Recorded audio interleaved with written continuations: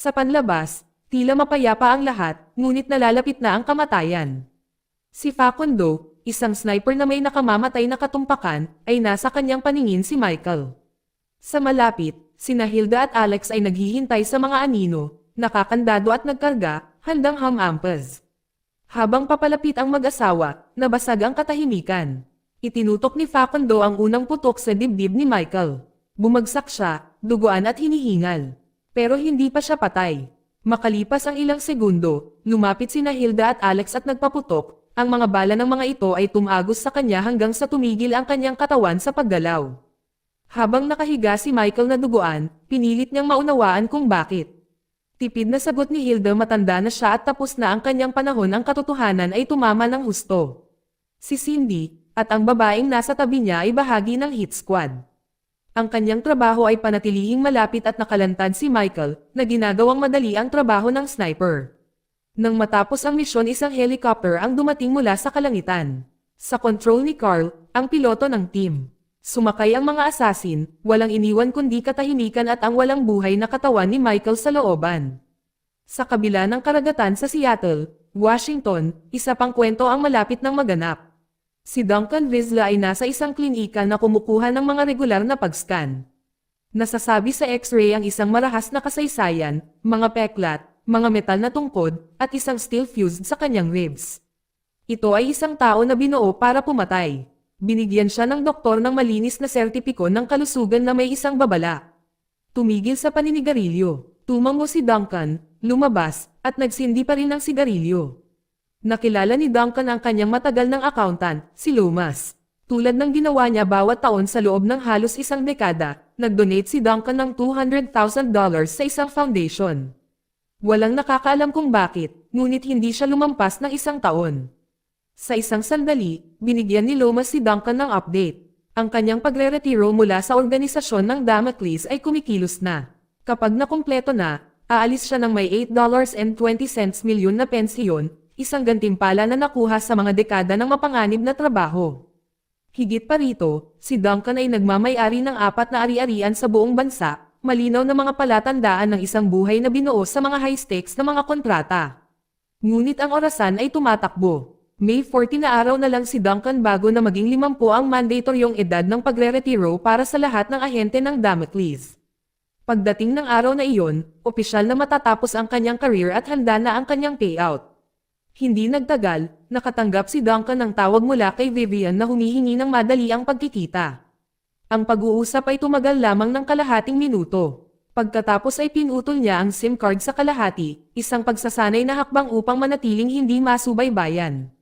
Nagkita sila sa isang tahimik na restaurant. Naghatid si Vivian ng malagim na balita sa nakalipas na ilang buwan. Sistematikong pinatay ang mga ahente ni Damocles. Ang pinakahuli ay si Michael Green na pinatay ilang araw lamang sa kanyang pribadong bungalow.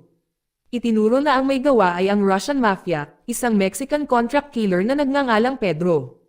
Iminungkahi ni Vivian na si Pedro ay nasa Belarus na ngayon at naghahanda na muli sa pagsalakay. Bilang tugon, naghinala si Duncan at nagtanong kung bakit siya dinadala dito. Ipinahayag ni Vivian at si Blot na ang kanilang amo ay gustong papuntahin si Duncan sa Belares at alisin si Pedro. Ito ay higit pa sa paghihiganti. Ito ay isang babala, walang pumapatay sa isang ahente ng Damocles at lumayo. Ngunit sinabi ni Duncan na hindi, dahil tapos na siya. Malapit nang matapos ang kanyang oras at hindi na siya babalik. Bumalik si Vivian, na ipinaalala sa kanya na nagsilbi ang mga ahente ng Damocles hanggang sila ay maging 50 years. Sa natitirang 14 na araw, nasa ilalim pa rin ng order si Duncan. At bigla na lang, nagsimula na ang countdown. 14 na araw para mawala o mabubure. Ngunit ang hindi napagtanto ni isa sa kanila ay ang pinakamapanganib na tao na nabubuhay ay hindi lumalayo. Siya ay tumuntong lamang sa mga anino. Ito ay si Polar. Pagkatapos ng tense na palitan, iniwan ni Duncan ang lahat at umatras sa kanyang pribadong cabin sa liblib na Montana. Nakatago sa kagubatan na nababalutan ng nyebe, ibinigay sa kanya ang bahay na pinakagusto niya, katahimikan at distansya. Pumunta siya sa isang maliit na lokal na tindahan, pumipili ng mga suklay at ilang mga DVD upang makatulong na lumipas ang mga tahimik na araw. Sa pagmamaneho pabalik, nakita niya ang isang babae sa tabi ng kalsada. Siya ay mukhang pagod at desperado, sinusubukang ibenta ang kanyang aso para sa pera. Si Duncan ay hindi para sa mga alagang hayop, ngunit isang bagay tungkol sa sandaling iyon ang sumakit sa kanya. Inabot niya ang pera at kinuha ang aso, walang sinasabing tugon sa dalaga. Kaya lang, umalis siya kasama ang isang bagong kasama na hindi niya binalak na panatilihin. Noong gabing iyon, nanirahan si Duncan kasama ang hindi inaasahang bagong alaga. Naglagay siya ng instructional DVD para matutunan ang mga pangunahing kaalaman sa pag-aalaga ng aso. Sa kalaunan, nakatulog siya sa isang sopa, ngunit ang pagtulog ay hindi nagdala ng kapayapaan. Sa kanyang panaginip, bumalik ang nakaraan. Naglaro na naman sa isip niya ang isa sa pinakamadilim niyang misyon. Habang tumitindi ang bangungot, inabot ni Duncan ang baril sa kanyang pagtulog. Sa isang split second na pagkakamali, na-discharge ang sandata tinamaan ng putok ang aso, na ikinamatay nito kaagad. Pagsapit ng umaga, inilibing ni Duncan ang hayop sa nagyayelong lupa sa likod ng kanyang cabin. Nang matapos siya, napansin niya ang isang babaeng katabi, bago sa lugar, nahihirapang magsibak ng kahoy. Ang bawat paghampas ay nararamdaman mababa. Ang mga kahoy ay hindi gumagalaw. Pagbalik sa loob, patuloy na tumunog ang kanyang laptop. Pilit pa rin siyang inaabot ni Vivian. Mensahe pagkatapos ng mensahe madali ang demand, ngunit hindi sumagot si Duncan. Sa halip, lumabas siya, lumakad, at tinulungan ang babae. Walang salita, aksyon lang. Nang bumalik ang batang babae mula sa bayan, nakita niya ang kahoy na panggatong na tinadtad at nakasalansan ng perpekto. Wala siyang ideya kung sino ang gumawa nito, ngunit ang tahimik na tulong ay nag-iwan ng tunay na epekto. May nakapansin sa kanyang pagpupumiglas at pumasok ng hindi humihingi ng anuman. Nang gabing iyon, ay tiningnan ni Duncan ang mga mensahe ni Vivian. Tinawagan niya ito pabalik. Binigyan siya ng 30 segundo lamang, ang kanyang mahigpit na panuntunan upang maiwasang masubaybayan. Hindi nagaksaya ng oras si Vivian. Ang trabaho ay dumating na may bayad na $2 milyon. Kalahati ngayon, ang natitira kapag ito ay tapos na, naputol ang tawag sa tamang oras. Binaba ni Duncan ang telepono at walang pag-aalinlangan na winasak ang kanyang SIM card. Ang hindi niya alam, hindi nag-iisa si Vivian. Ang kanyang amo, si Blot ay nakaupo doon habang tumatawag. Ang kanyang amo na si Blot ay hindi lamang nagbibigay ng utos. Pinatakbo niya ang Damocles, isang lihim na agency ng pagpatay na binuo sa paligid ng mga high-stakes na kontrata. Ipinatupad din niya ang isang hindi masisira na tuntunin. Ang bawat ahente ay dapat magretiro sa 50 na may malaking pensiyon na naghihintay. Ngunit sa likod ng mga eksena, si Blot ay nasa malalim na problema. May utang siyang $29 milyon. At mayroon siyang isang brutal na paraan upang ayusin ito. Patayin ang mga ahente bago sila umabot sa pagre-retiro. Walang pagre-retiro ay nangangahulugang walang mga pagbabayad. Ang pensiyon na pera para sa mga ahente ay sa halip ay dumiretso sa pagsagot sa kanyang mga utang. Ang pagpapadala kay Duncan sa Bel Ares ay hindi isang misyon. Isa itong setup. Kung namatay si Duncan, maiiwasan ni Blot ang pagbabayad ng $8 milyon. Iyon ang parehong kapalaran na alam ni Michael Green at ng iba pa. Hindi sila inalis ng mga kalaban, inalis sila ng sarili nilang organisasyon. Nakita na ngayon ni Vivian ang katotohanan, at kinilabutan siya. Si Duncan, na kilala sa larangan bilang Black Kaiser, ay hindi lamang isa pang agent. Isa siya sa pinakanakamamatay. Ang pag-set up sa kanya ay isang mapanganib na hakbang na maaaring bumalik ng may puwersa. Nang walang ingay, kinuha ni Duncan ang assignment at sumakay ng flight papuntang Bel Ares. Ngunit ang kapayapaan ay nanatili sa malayo. Muli, ang parehong bangungot ang sumalubong sa kanya. Mga alaala ng mga nakaraang pagpatay, pagkakamali, at trauma na tumangging bitawan. Pagdating sa Bel Ares, inabot ni Duncan si Alice, isang babae mula sa kanyang nakaraan na ngayon ay nagtatrabaho bilang isang prostitute. Binayaran niya ang oras niya, hindi para sa kasiyahan, kundi para gamitin siya sa planong pabagsakin si Pedro. Si Alice ay may isang maliit na anak, at binigyan siya ni Duncan ng sapat na pera upang mapanatiling ligtas silang dalawa kapag tapos na ang trabaho. Simple lang pero matalas ang plano niya. Nagpanggap bilang technician ng hotel, lumapit si Duncan sa gusaling tinutuluyan ni Pedro. Ang kwento ay isang babae at bata ang nakakulong sa kanilang silid, si Alice at ang kanyang anak, na tumutulong. Gumawa ng eksena si Duncan sa pinto, nag-drill ng malakas para makatawag ng atensyon. Gumana ang ingay. Lumabas si Pedro sa kanyang silid upang tingnan ang kaguluhan. Iyon ang sandali na nag-set up si Duncan. Walang pag-aalinlangan, hinampis niya si Pedro sa pader ng buong lakas. Sumabog ang away sa hallway. Isa-isang pinabagsak ni Duncan ang mga tauhan ni Pedro, mabilis na kumilos at hindi nag-iwan ng puwang para sa mga pagkakamali. Ngunit sa loob ng kwarto ni Pedro, may nagpapigil sa kanya ng malamig. Isang file na nakapatong sa mesa na may marka ng sarili niyang pangalan. Sa loob ng file, nakita ni Duncan ang lahat. Mga larawan, personal na tala, buong detalye tungkol sa kanyang buhay.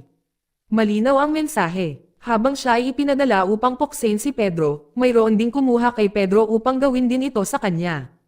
Ang mukhang isang simpleng misyon ay talagang isang setup. Si Duncan ay isang target din.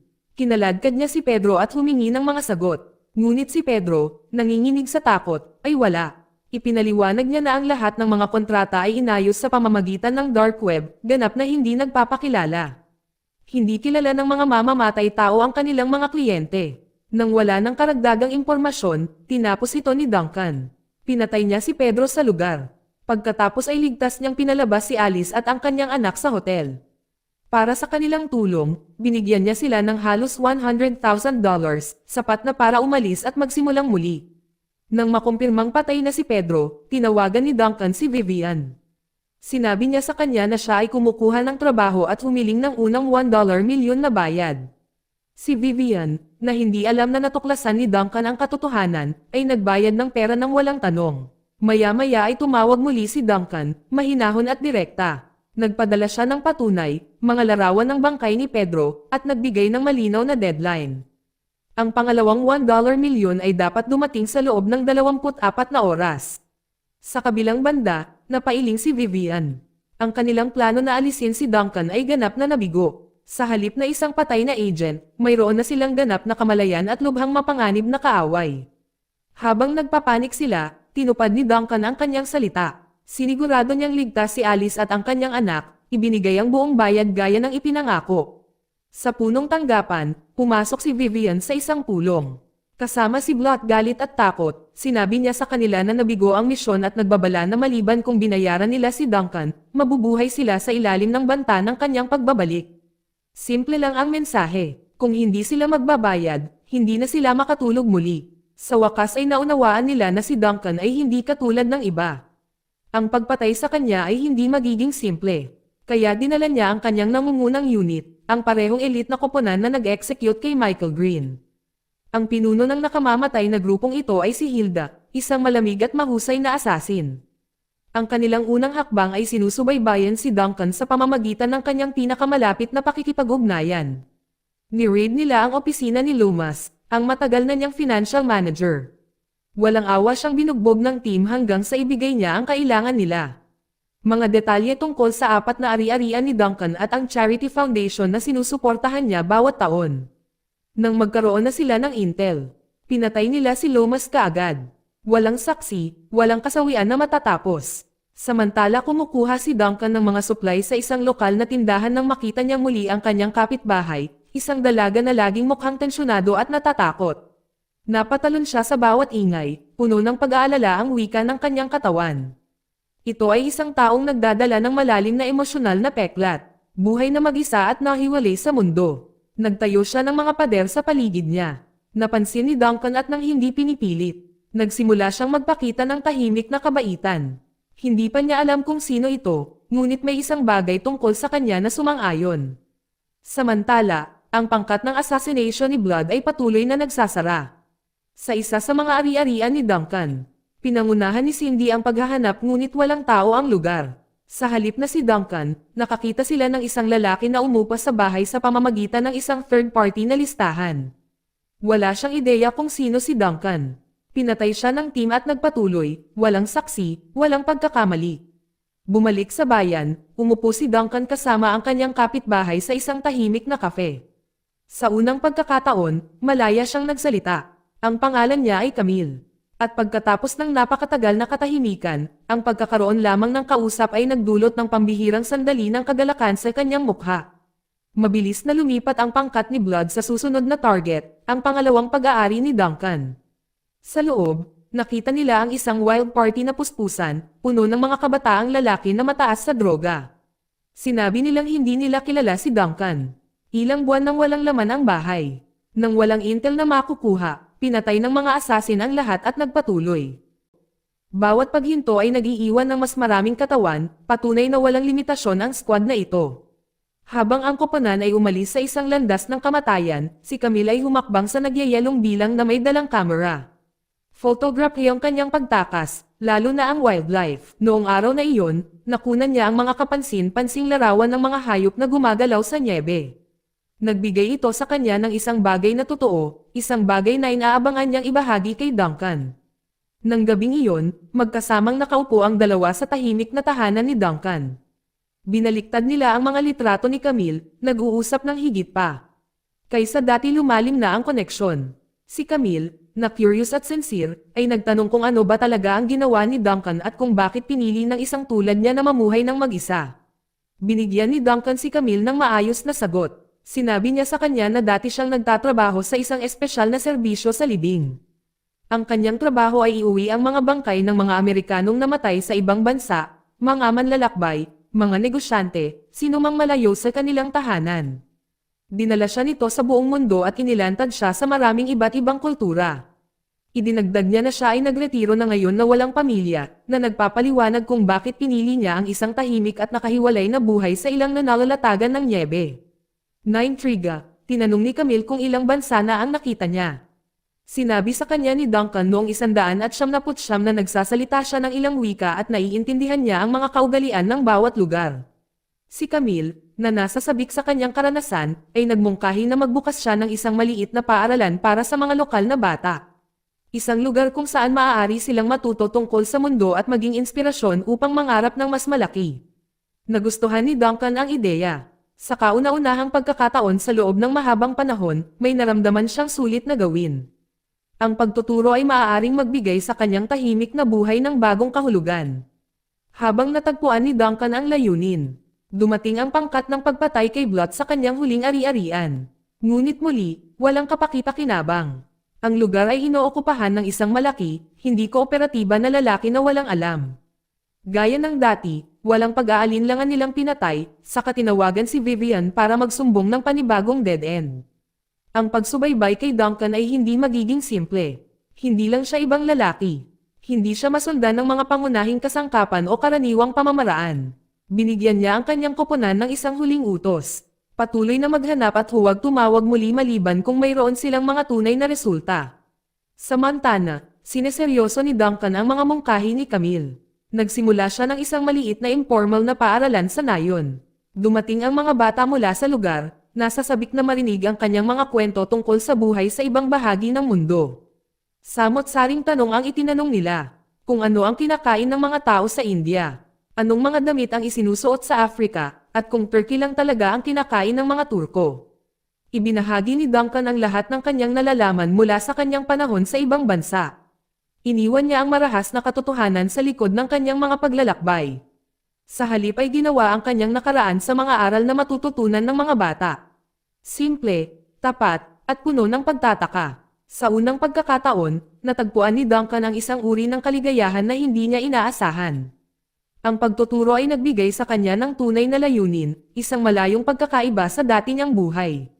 Pagkatapos ng bawat araw sa paaralan, naglalakad siya pauwi kasama si Camille sa kanyang tabi, nakadama ng kapayapaan na hindi niya nadarama sa loob ng maraming taon. Sa ibang lugar, ang pangkat ng assassination ni Blot ay nauubusan na ng oras. Nanlamig ang sunod-sunod na lead hanggang sa natuklasan nila ang isa na sa wakas ay may katuturan. Pagkatapos maghukay sa mga record ng pananalapi, natagpuan nila ang bangko na ginagamit ni Duncan para sa kanyang taunang mga donasyon sa kawang gawa. Ang sangay ay matatagpuan sa Triple Oak, Montana. Ito ay hindi patunay, ngunit ito ay isang bagay. Nagpasya silang bantayang mabuti ang bangko, sa pag-aakalang maaaring bumalik doon si Duncan. Bumalik sa Montana, tinuturuan ni Duncan si Camille kung paano humawak ng baril. Dito, napapalibutan ng ilang, ang mga lobo ay maaaring maging isang tunay na banta. Pinahintulutan ang mga lokal na magdala ng mga sandata para sa proteksyon, at naniniwala si Duncan na dapat siyang maging handa kung sakaling malapit na ang panganib. Ngunit sa kalagitnaan ng aralin, nasira si Camille. Hindi niya napigilan ang mga luha. Malinaw ang takot, at hindi itinulak ni Duncan. Tiniyak niya sa kanya kung ayaw niya ng baril, maaari niyang ibalik iyon. Dinala niya siya sa loob, nagtimpla ng kape, at umupo kasama niya sa tahimik na init ng sala. Sinubukan ni Duncan na intindihin ang kanyang reaksyon.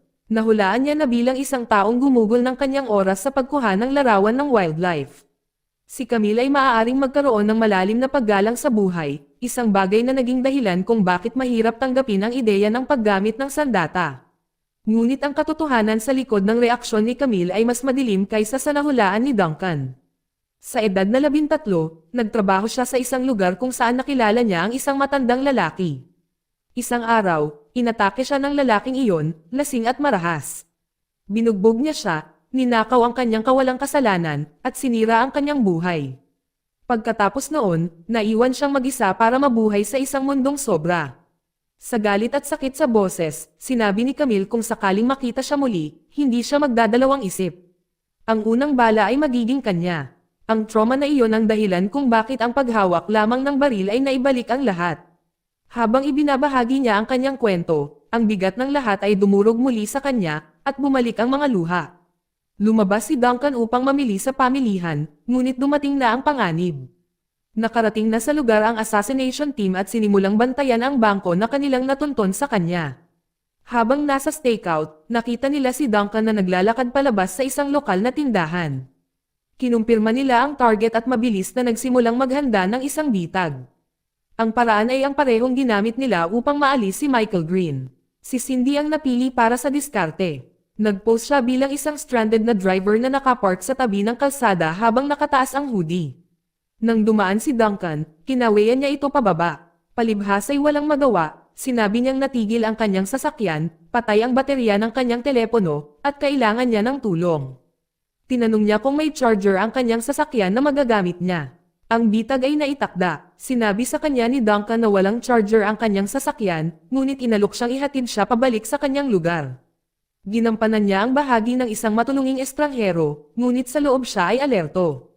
Taon bilang isang profesional na mamamatay tao ay nagsanay sa kanya upang makita ang mga setup. At isang bagay tungkol dito ay hindi maayos. Dinala niya si Cindy sa kanyang bahay, hindi dahil sa kabaitan, kundi para subukan siya. Kailangan niyang malaman kung talagang kailangan niya ng tulong o kung may itinatago siyang mas mapanganib. Nang gabing iyon, tulad ng kanilang binalak, si Cindy ang nagpakilos sa kanya. Sinubukan niyang akitin si Duncan gamit ang parehong taktika na ginamit niya noon. Sa labas, inilak ni Facundo ang kanyang sniper rifle sa bahay, naghihintay ng signal na bumaril. Kasabay nito, gumapang sina Hilda at Alex patungo sa gusali, na handang isara ang anumang labasan. Ngunit handa si Duncan. Nakita niya ang lahat, mabilis ang paggalaw at walang pag-aalinlangan, binalingan niya si Cindy at binaril. Namatay siya kaagad. Pagkatapos ay nagtago siya, na may mga sandata sa kamay. Nabigo ang bitag, at nalantad na ngayon ang mga asasin. Ginawa ni Duncan ang kanyang paglipat sa isang nakatagong ruta ng pagtakas. Sa oras na pumasok sina Hilda at Alex at nagpaputok, wala nang laman ang bahay. Si Duncan ay nawala. Habang naghahanap sila sa loob, tahimik siyang umikot sa likod ni Facundo na hindi napapansin. Sa isang malinis na putok, ibinaba ni Duncan si Facundo at kinuha ang kanyang sniper rifle. Sa isang iglap, nabaliktad ang laro. Si Duncan na ngayon ang humahabol at sina Hilda at Alex ang tumatakbo. Sinimulan niyang kunin ang mga ito mula sa malayo. Nagtago ang dalawang asasin sa loob ng bahay, umaasang makakaligtas. Ngunit hindi na ninangil si Duncan. Matalino niya itong nilalaro. Inalis ang bawat pinagmumula ng liwanag mula sa malayo, na bumulusok sa bahay sa ganap na kadiliman. Pagkatapos ay binuksan niya ang night vision scope ng sniper at nag-scan para sa paggalaw. Sa dilim, ang mga kasanayan ni Duncan ay nagbigay sa kanya ng kabuuang kontrol. Binasa niya ang bawat paghinga, bawat pagbabago ng init ng katawan. Isa-isa niyang binitawan ang mga ito sa dalawang putok, isa ang patay. Pagkatapos ng wala sa oras, sinubukan siyang tambangan ni Carl mula sa likuran. Ngunit sa isang iglap ay nag-react si Duncan, pinatay siya bago pa man siya makapaghampas. Mula sa bulsa ni Carl, nakita ni Duncan ang isang susi ng motel. Dinala siya nito sa isang silid kung saan natuklasan niya si Jane, natulala at nakadroga. Sa kanyang maulap na estado, naglabas siya ng isang kritikal na detalye. Si Alex, na sumusunod sa utos ni Blot, ay inagaw kamakailan si Camille. Dahil wala na siyang ibang papel sa balangkas, iniligtas siya ni Duncan at nag-walk out. Pagdating niya sa bahay ni Camille, nawasak ang lugar, wala na siya. Ang mga palatandaan ng isang pakikibaka ay malinaw. Kasabay nito, galit na galit sa pagkamatay ni Cindy at ang kompletong kabiguan ng kanyang piling koponan, ay nawawala ng kontrol. Di nagtagal, hinanap ni Duncan ang isang lumang kontak, si Porter, isang retiradong mamamatay tao tulad niya. Sa kanilang pagkikita, isiniwalat ni Duncan ang buong katotohanan. Kinailangan ni Duncan ang tulong ni Porter para mahanap si Camille. Hindi nag-atubili si Porter. Nahulaan niya na malamang na nakakulong si Camille sa loob ng pribadong mansyon ni Blot, isang lugar na kilala sa mga nakatagong silid at madilim na sikreto. Ngunit nang umabot si Duncan upang pasalamatan siya, ipinagkanulo siya ni Porter. Hinawakan niya ang braso ni Duncan at idiniin ang isang tela na may lason sa kanyang balat. Sa loob ng ilang segundo, naparalisa si Duncan. Maya-maya, nagkamalay si Duncan, nakadina at pinigilan, mukha sa mukha na may dugo. Nag-aapoy sa galit sa pagkamatay ni Cindy, na handang pahirapan siya. Sa 4 na araw na lang natitira bago ang ika-50 kaarawan ni Duncan, nangako si Blot ng bagong uri ng parusa bawat araw. Nagpakita siya ng mga larawan ni Camille, nakadroga at halos walang malay, gamit niya ito bilang tool para sirain siya. Si Blot ang nagsagawa ng kanyang mga banta. Araw-araw, brutal at walang humpay ang pagpapahirap. Sa 3 araw, ang kutsilyong ginagamit niya ay pumutok sa loob ng katawan ni Duncan. Bilang pangwakas na pagkilos ng kalupitan, ang dugo ay nagdulot ng isang talon sa mata ni Duncan na iniwan siyang kalahating bulag. Nang gabing iyon, hinugot ni Duncan, nabagbog at nanghihina, ang sirang talon sa kanyang katawan. Gamit ito para kunin ang kandado sa kanyang tanakala, dahan-dahan niyang pinakawalan ang sarili. Pagsapit ng umaga, pagdating ng mga gwardya, handa na siya. Mabilis at malakas na pumutok si Duncan. Pinabagsak sila bago pa sila nagkaroon ng oras para makapag-react. Napagtanto na ngayon ng Blot ang panganib at nanawagan ng backup. Malubhang nasugatan ngunit buhay, si Duncan ay pumunta sa isang taong pinagkakatiwalaan niya, si Jasmine. Doon niya ginamit ang phone niya para tawagan si Vivian para lang mapatunayang humihinga pa siya. Noong gabing iyon, ibinalik ng pagtulog ang parehong nakakasakit na alaala, isang pagkakamali mula sa kanyang nakaraan nang pumatay siya ng maling tao. Nang tuluyang magising si Duncan, nalagyan ng benda ang kanyang mga sugat. Ginamot siya ni Jasmine at nanatili sa tabi niya buong oras. Pagkatapos ay bigyan siya ng isang dosis ng makapangyarihang gamot, dinala ni Jasmine si Duncan sa kanyang lihim na imbakan ng armas. Doon lumabas ang katotohanan. Hindi lang siya kaibigan. Tulad ni Duncan, siya ay isang assassin. Ang pagkakaiba ay nagtrabaho siya ng mag-isa at sumunod sa sarili niyang mga alituntunin. Sa sandaling lumipat, inabot ni Duncan si Vivian na may isang panukala, ibibigay niya ang sarili niya kung pakakawalan nila si Camille. Si Blot, nang marinig ang alok, ay mabilis na nagutos kay Vivian at sa kanyang team na pumunta sa meeting point. Wala siyang intensyon na igalang ang deal. Sa lokasyon, hudyat si Duncan sa kanyang pagdating. Si Vivian at ang kanyang unit ay nagpakita, handa nang magsara. Nanunood mula sa isang remote na feed, nagbigay ng tahimik na utos si Blot, alisin siya. Ang buong palitan ay isang setup, ngunit nakita ito ni Duncan na darating. Ginawa na niyang bitag ang lokasyon. Gamit ang armas na ibinigay ni Jasmine, nilagyan niyang automatic firepower ang lugar. Sa isang maliit na kilos, na-activate ang lahat. Nagliwanag ang mga nakatagong baril. Si Vivian at ang kanyang koponan ay kinuha sa loob ng ilang segundo. Sa lahat ng pagbagsak, si Blot ay nagpanik. Tumawag siya sa kanyang huling linya ng depensa, desperado na pigilan ang darating. Huli na ang lahat, lumitaw si Duncan, diretsyong naglalakad sa harap ng damuhan ni Blot. Kalmado, nakatuon, hindi mapigilan. Nakita siya ng mga gwardya na paparating at nabasag, masyadong natatakot na tumayo. Tumakbo sila, walang pagtutol na pumasok si Duncan sa mansyon. Sa loob ng private chamber ni Blot, hindi siya nagdalawang isip. Tinapos niya siya on the spot sa isang mabilis, brutal na pagpatay. Pagkatapos ay hinalughog niya ang bahay at nakita niyang mahina at nakadroga si Camille. Binuhat siya nito at binuhat palabas. Sa wakas ay ligtas na siya. Kinaumagahan, nagising si Duncan na walang laman ang kama. Wala na si Camille. Pagkatapos ay pumasok siya sa silid na may hawak na baril. Doon lumabas ang katotohanan. Si Camille ay tumatanggap ng mga lihim na donasyon ni Duncan sa loob ng maraming taon. Pinondohan niya ang buhay niya dahil matagal na niyang sinira ito. Sa isang misyon, pinatay ni Duncan ang kanyang mga magulang at nakababatang kapatid sa pag-aakalang sila ang target. Ito ay isang nakamamatay na pagkakamali na hindi niya nakalimutan. Mula noon, kinuha niya ang responsibilidad mula sa mga anino, binabayaran ang kanyang pag-aaral, ang kanyang kinabukasan, ang lahat. Pero hindi rin nakakalimutan ni Camille. Itinaas niya ang baril at hinayla ang gatilyo. Ngunit sumable ang bala. Nakahanap siya ng kapatawaran. Nandoon pa rin ang sakit, pero pinili niyang pakawalan iyon. Ngayon sa likod ng nakaraan, pinili ni na Camille at Duncan na mamuhay ng payapa. Dito nagtatapos ang kwento kaibigan, salamat sa panonood.